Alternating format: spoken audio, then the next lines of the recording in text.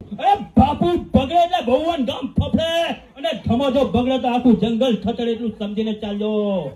ઠાકોર કદી મોતથી ડરતા નથી. ઠાકોર પોતાની હથેળીમાં લઈ પડે છે પોતાનો જીવ.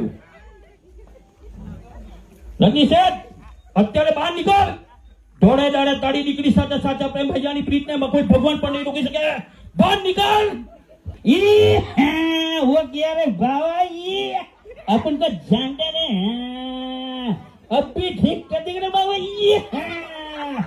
ये बाबा ये इसका मेरे को मालूम पड़ गया रे बाबा. इसका एक्चुअली प्रॉब्लम क्या है ये इसका गियर बॉक्स निकल जाए बाबा. ये इसका गियर बॉक्स निकालना पड़ेगा.